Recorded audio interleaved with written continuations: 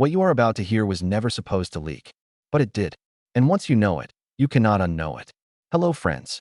My name is James, and you are watching Royal Daily Report, your number one source for the most exclusive, most shocking, and most talked about royal stories on the internet. If you are new here, hit that subscribe button right now because you do not want to miss what we have coming. And if you have been here from the beginning, you already know. We never stop. We never hold back. And tonight is no different. Let us get into it. King Charles posted a Father's Day tribute on Instagram on June 15th. A beautiful black and white photograph. A young Charles and Princess and being pushed on a swing by their late father Prince Philip. Nostalgic. Warm. The kind of image a father posts when he is thinking about family. And within minutes, the comments section was flooded. Not with birthday wishes. Not with royal pleasantries. With one message, repeated thousands of times, from people all over the world. Talk to your son. Call Harry. Reconcile with your boy. The public plea came from strangers who have never met either man. From people who watch this story from across the ocean and feel, in some way they cannot fully explain, that a father and son being separated by cancer and silence and a security dispute is a tragedy that should not be allowed to continue. And this week, that plea has taken on new urgency. Because in just a few weeks, Harry is coming to Britain. And for the first time in years, a father and son who barely speak will be in the same country at the same time. Tonight, we are telling you the full story of the most painful relationship in the British royal family. Not William and Harry, Charles and Harry, a father who is fighting cancer, a son who says he does not know how much longer his father has, and a relationship that has been broken by memoir, by lawsuits, by security disputes, and by years of distance, but that both sides, according to every available source, still desperately want to repair. This is Royal Daily Report. And tonight, this story belongs to a father and his son. Let us start with the full timeline. Because this relationship did not break overnight. It broke in stages. Slowly. Painfully. Each stage more damaging than the last. It started with the Oprah interview in March 2021.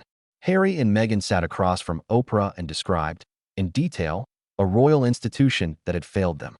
Charles was not named as a villain, but the portrait of a cold, unresponsive family that prioritized the institution over its members landed hardest on the man at the top of that institution.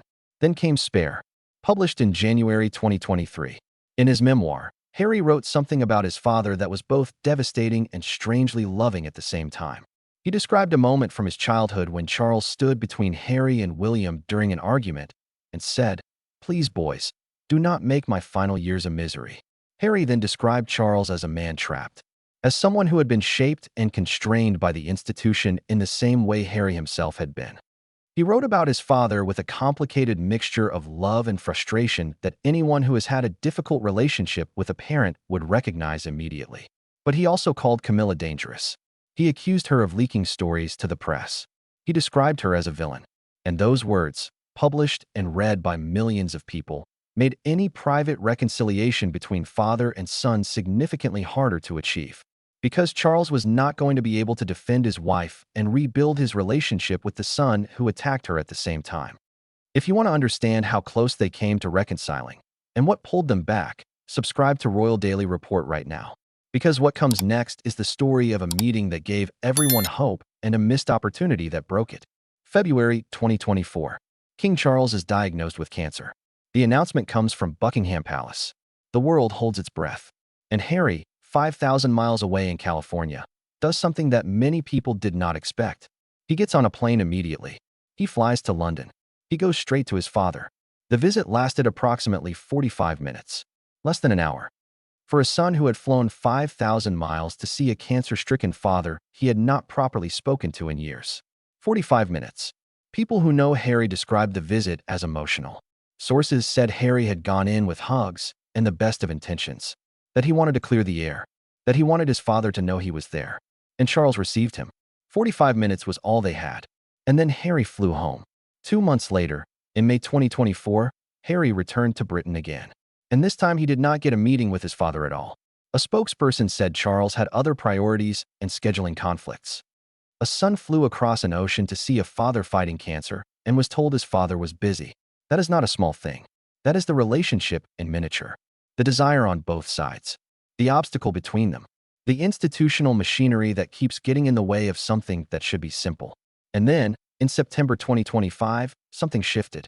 Harry traveled to London, and this time, he met his father at Clarence's house for what sources described as a private tea. About an hour. Just the two of them. A source close to Harry told Hello magazine afterwards something that captures the emotional reality of that meeting precisely.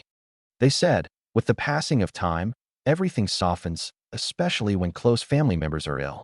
That focuses the mind somewhat. He is willing to be a bit more at peace with things, rather than battling constantly. It has taken its toll. Like this video right now if this father and son story is hitting you in a way that no other royal story does. And subscribe to Royal Daily Report, because what comes next is the moment that broke the hope that September meeting had created. April 2026. King Charles undertakes a state visit to Washington, D.C. to mark the 250th anniversary of American independence. He is in the United States. His son lives in the United States. Montecito, California is roughly 2,700 miles from Washington, D.C. An hour and a half on a private plane. And Harry did not go. He was in Washington, D.C. on March 31st for the IAPP Global Summit, where he spoke about digital privacy. The same city his father would visit just weeks later. And when the April state visit was confirmed, the obvious question everyone was asking was, will Harry see his father? Will they manage even a brief meeting while they are both on American soil? The answer, confirmed by Us Weekly, citing Palace insiders, was no. A source told the publication directly, there are no plans for father and son to meet. They called the relationship a long-standing rupture that shows no signs of being resolved.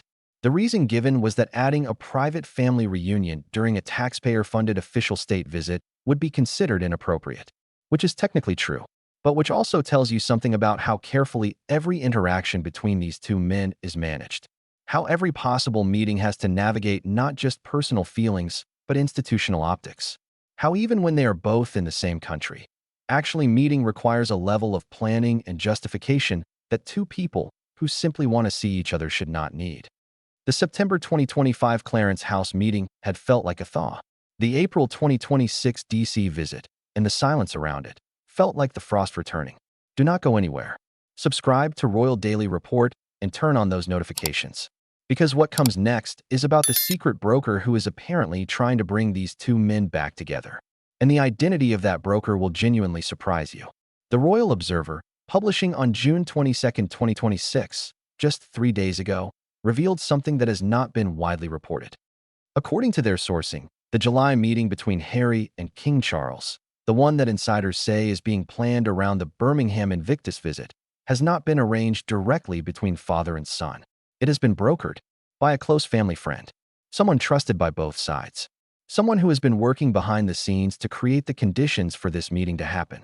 The identity of that family friend has not been officially confirmed, but the existence of a broker, someone who has had to step in between a father and son to arrange what should be the simplest thing in the world, a meeting, tells you everything about how far this relationship has fallen, and how determined both sides apparently are to begin bringing it back. Newsweek's full reconciliation timeline, updated this month, describes the upcoming July visit as pivotal for those seeking a resolution to the family's long-standing tensions. It notes that the Duke emphasizes his desire for peace and a renewed relationship with his father, and it acknowledges that despite challenges in confirming a meeting date, this visit remains the best opportunity this family has had in years. Now let us talk about what King Charles actually feels, because this is the story that gets lost in all the institutional language and all the managed communications and all the carefully worded palace statements. What does a father actually feel about a son he raised, who he watched grieve his mother, who he watched grow into a man, who he then watched leave? Sources have described Charles's position with a consistency that crosses every outlet covering this story. He loves Harry. He has always loved Harry. He never stopped loving Harry. Harry wrote in Spare that Charles was present at his birth and was described at the time as overjoyed. The same man who was described as overjoyed at his son's birth is the man who, in May 2025, was reportedly not speaking to his son because of a security dispute. The same man who called Harry his darling boy at their Clarence House meeting in September 2025 is the man who gave Harry 45 minutes when he flew across the world to see him during a cancer diagnosis. The love is real. The distance is also real. And the distance is not because the love has gone. It is because the damage has accumulated to a point where love alone cannot bridge it without something else.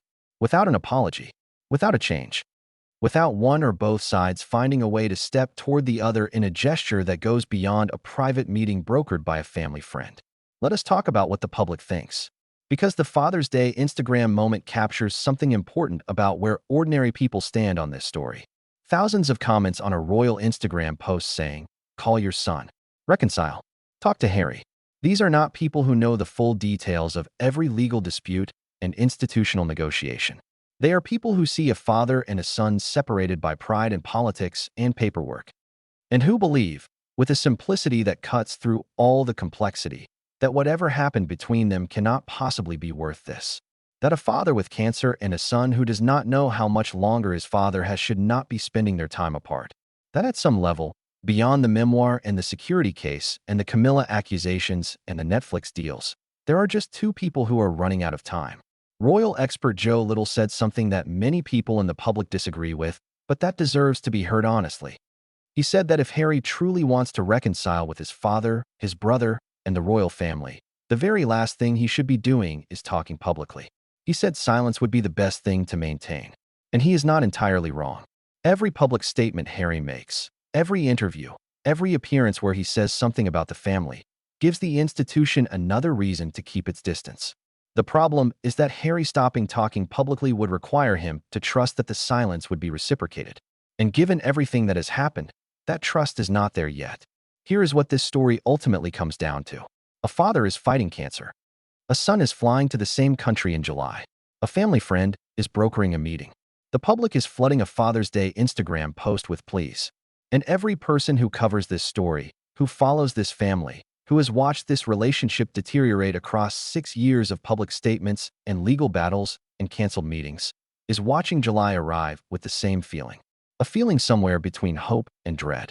Hope because the meeting might happen, because Charles might finally hold his grandchildren, because a father and son might sit in the same room and begin, however slowly and however imperfectly, to find their way back to each other. And dread because we have been here before. Because September 2025 felt like a thaw and April 2026 felt like the frost returning. Because every step forward in this story has been followed by something that pulls them apart again. And because the clock that Harry described, "I do not know how much longer my father has," is still ticking. This is Royal Daily Report, and we will be here for every moment of what July brings. That is all for tonight, friends. I am James, and this has been Royal Daily Report.